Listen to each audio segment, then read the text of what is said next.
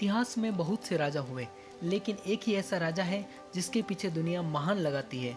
उस राजा का नाम था सिकंदर। इतिहास में वो बहुत ही कुशल व यशस्वी राजा था।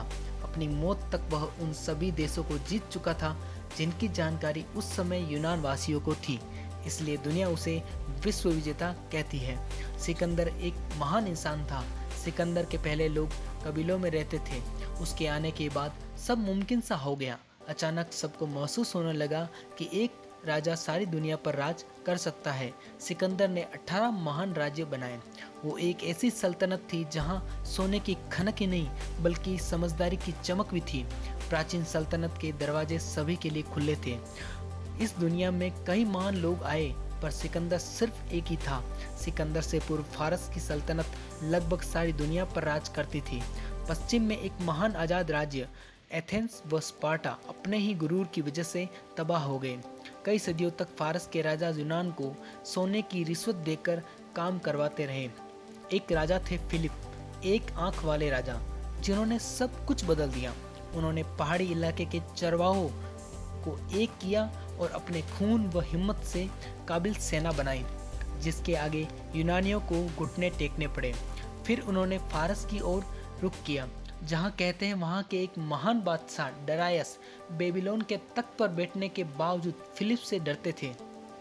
इसी शेर के गर्भ सिकंदर का जन्म हुआ था।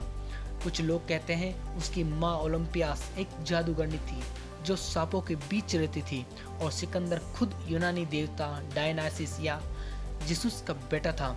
असल में मैसेडोनिया का हर एक व्यक्ति सिकंदर को देखकर यह बात सोचने को मजबूर हो जाता था कि ये क्या चीज़ है। सिकंदर के गुरु महान दार्शनिक अरस्तु थे, और कहते हैं कि अरस्तु ने ही सिकंदर को विश्व विजेता बनाने का रास्ता या सपना दिखाया। अपने पिता की मृत्यु के बाद सिकंदर राजा बना। सिकंदर ने पहले यूनान के राजा को जीता, फिर वह एशिया माइनर की तरफ बढ़ा। फारस के राजा को उसने 3 अलग अलग युद्धों में पराजित किया।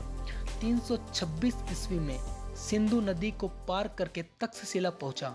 वहां के राजा आम्बिक ने सिकंदर की अधीनता स्वीकार कर ली। पश्चिमोत्तर राजाओं ने तक्षशिला की देखा देखी अधीनता स्वीकार कर ली। तक्षशिला से सिकंदर पारस की तरफ बढ़ा।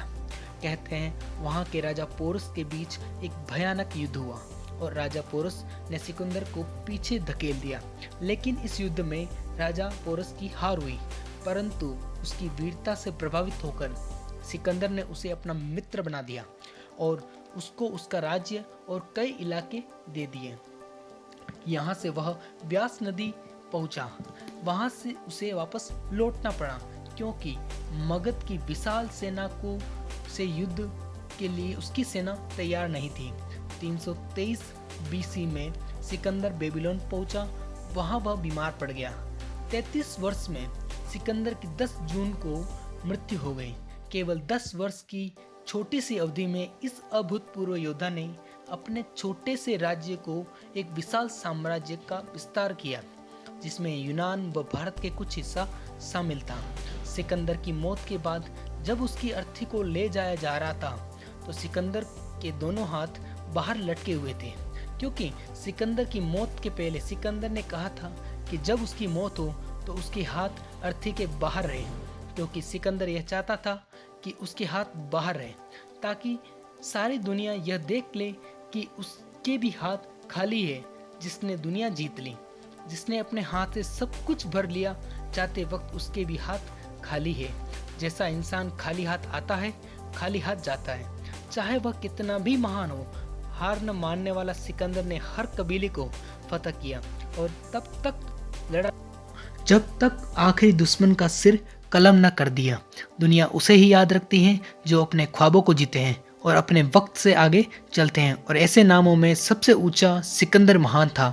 महान सिकंदर, विश्व विजेता सिकंदर। जय हिंद।